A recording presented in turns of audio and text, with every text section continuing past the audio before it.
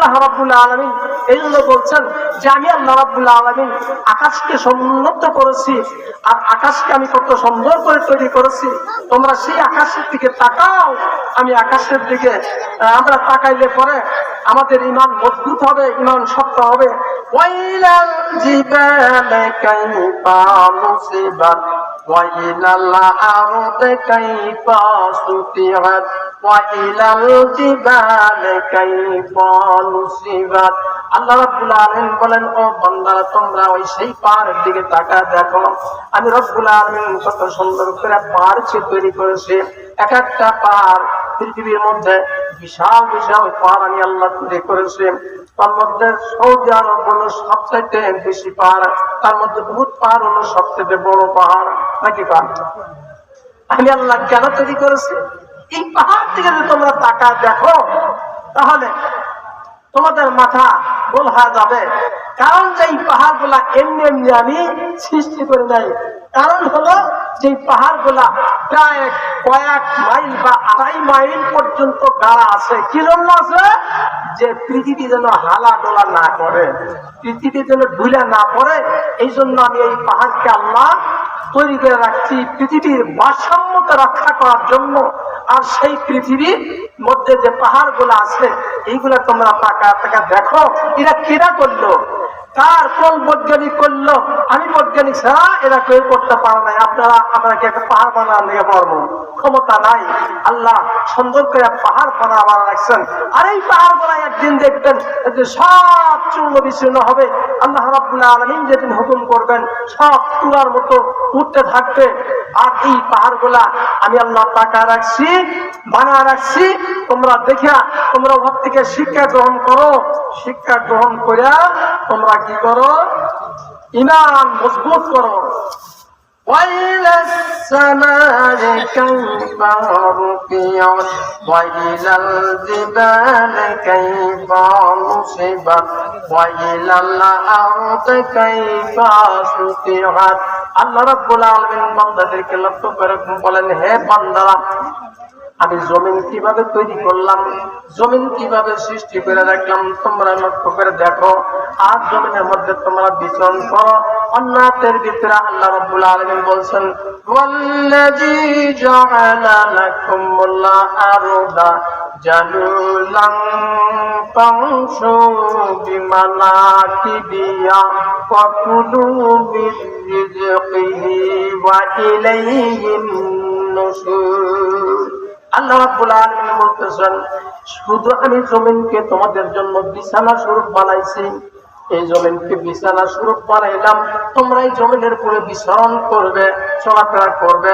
সমতল হিসাবে আমি আল্লাহ তৈরি করেছি, সমতল বানাইছি।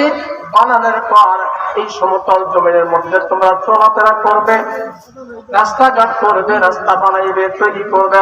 করার পরে আবার এই জমিনের মধ্যে তোমরা ফসল উৎপন্ন করবে, ফসল উৎপন্ন করবে। আমি রব্বুল আলামিন তোমাদের জন্য রিজিকের ফয়সালা করে দিয়েছি। জমিন থেকে ফসল উৎপন্ন করবে, ফসল উৎপন্ন করে তোমরা খাবে, খাওয়ার পর তোমরা আমার শুকরিয়া আদায় করবে। ওয়া ইলাইহিন নুশুর। আবার তোমরা আমার কাছে ফিরে আসবে, আল্লাহর শুকরিয়া আদায় করিয়া তোমরা আমার কাছে ফিরে আসবে। কিন্তু জমিনের উপরে চলাফেরা করতেছে ঠিক, কিন্তু আল্লাহর হুকুম মানতেছি না। আল্লাহর হুকুম যে না মানে, জমিন এমন রাগ করে মহাজ আমি গ্রাস করে দেই। আল্লাহ যদি হুকুম করতো তাহলে আমি গ্রাস করে ফেলতাম। এই জমিনকে আমি আল্লাহ তোমাদের জন্য বিছানা স্বরূপ বানায় দিলাম। আর আকাশকে আমি আল্লাহ ছাদ স্বরূপ বানাচ্ছি। ছাদ ঘরের মতো আমি আল্লাহ ছাদ বানায় দিয়েছে।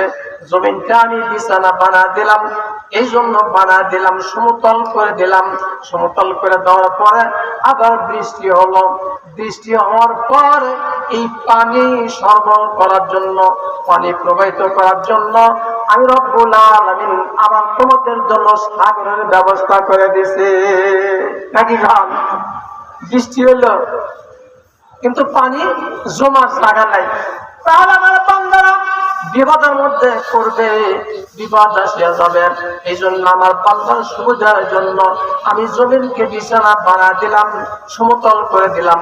দেওয়ার পর আবার বৃষ্টি হলো, বৃষ্টি হওয়ার পানিগুলো পানিগুলো যেখানে জোপা সেখানে জমা হবে।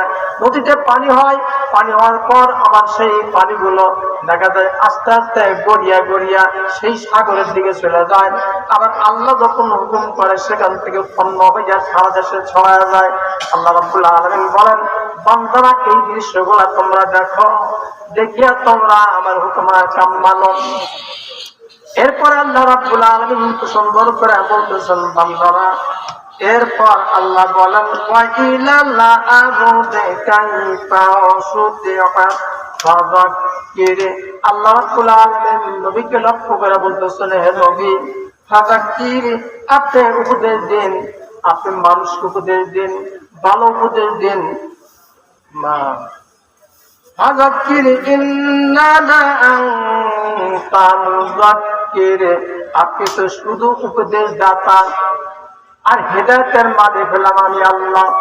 আপনি দাওয়াতের কাজ করুন, আর আমি হলো ইচ্ছা করলে আমি গ্রহণ করব, আর ইচ্ছা করলে গ্রহণ নাও করতে পারি, এখতিয়ার আমার। দাওয়াতি কাজ করার জন্য আল্লাহ নির্দেশ দিয়েছেন রাসূলকে, হে নবী ফাযাক্কির, আপনি উপদেশ দান করুন। ইন্নামা আনতা মুযাক্কির, আপনি তো শুধু উপদেশ দাতা। যদি উপদেশ কেউ না মানে তাহলে আমি আল্লাহর কাছে ব্যবস্থা আছে। প্রত্যেকটি নবী রাসূল যারা ছিলেন তারা কিন্তু দাওয়াতি কাজ করছেন, সাহাবায়ে কেরাম দাওয়াতের কাজ করছেন। কিন্তু দাওয়াতের কাজ দিচ্ছেন ঠিক, কিন্তু এমন কোন নবী নাই, দুজন নবী বাদ দিয়ে আদম আলাইহিস সালাম, একজন নবী বাদ দিয়ে এমন কোন নবী নাই দাওয়াত দিবার যা আসে মার খায় না, নাকি? প্রত্যেকটি নবী রাসূল তাদের মারছে। দাওয়াত দেওয়ার পরে দাওয়াত যখন বিভক্ত চলে গেছে, যাওয়ার সাথে সাথে তারা মার খাইছে। আর আমরা যে দাওয়াত দিতেছি বর্তমান, আমরা কি কোন জায়গায় মার খাই? হ্যাঁ, আমরা কোন জায়গায় মার খাই না। তার মানে যেখানে মার খাওয়া হবে সেখানে আমরা যাব, সুবিধা জায়গায় সুবিধাবাদী দাওয়াত। নবী করিম সাল্লাল্লাহু আলাইহি ওয়াসাল্লাম অনেক সময় রাজা বাদশাদেরকে দাওয়াত করছেন চিঠির মাধ্যমে। আমরা বাংলাদেশে যত দাওয়াতি ভাই আছি আজ পর্যন্ত কি কোনো, এই যে খালেদা গেল, জিয়া রহমান গেছে, আব্দুল সাত্তার গেছে, এরশাদ গেছে, তারপরে যে আমার জালেম সরকার গেল, আজ পর্যন্ত কি দাওয়াত দিয়েছি চিঠির মাধ্যমে? দাওয়াত কি দিবেন লেগে পাচ্ছি? দিচ্ছেন কি কেউ? দেন না। তাহলে কিসের দাওয়াত দেন? আপনি দাওয়াতি কাজ একটা চিঠি লেগে সেটা ওই শেখ হাসিনার কাছে আপনি দেন যে কোরআন সন্ধ্যা অনুযায়ী দেশ চালান, এই দ্বিতীয় দেরি আপনাকে গ্রেফতার করতে দেরি নেই। একই কোরআন আলোচনা করে কিছু লোক, কিছু আলেম, এটা হলে ব্যবসায় পরিণত হয়েছে, ব্যবসা শুরু করে দিছে। আর একই কোরআনের দাওয়াত দেওয়ার কারণে যারা হক কথা করার কারণে তাদের ফাঁসির কাছে যেতে হলো, ফাঁসির কাছে ঝুলতে হলো। আপনি কিসের দাওয়াত দেন আর আপনি কিসের বক্তব্য দেন? আপনার মুখ দিয়ে হক কথা বের হয় না, আপনি খালি টাকা কামার জন্য দাওয়াত দেন। হ্যাঁ, আর ওই মিডিয়ার মধ্যে খালি প্রচার করেন অমুক মৌলবী অমুক মৌলবী, এইগুলা নিয়ে আপনারা ব্যবসা শুরু করে দিচ্ছেন। 10,000 কম নেবেন না, 20,000 কম নেবেন না, আপনার কথায় তো তাসির হবে না, জনগণ আপনার কথায় হেদায়েত হবে না। সুতরাং এক ধরনের দাওয়াত দিতে কেউ ফাঁসির মঞ্চে। এই জন্য কুতুবউদ্দিন রহমাতুল্লাহ আলাইহ ওনাকে যখন ফাঁসির কাছে জেলখানা যখন ভর্তি করা হয়, ভর্তি করার পরে জেলখানায় যখন গ্রেফতার করা হয়, হওয়ার পরে যেদিন ফাঁসি দেওয়া হবে সেই দিন কি করা হলো? সেই দিন রাত্রিতে রাত 10 ঘটিকার সময় বা আধা ঘন্টা পূর্বে যা জেলের যে দালাল আছে সেই দালাল যা বলে যে হুজুর আপনাকে তওবা করতে হবে, আপনাকে গোসল দিতে হবে। বলে কেন? বলে আজকে আপনার ফাঁসি হবে, রাত 10 ঘটিকার সময় ফাঁসি হবে।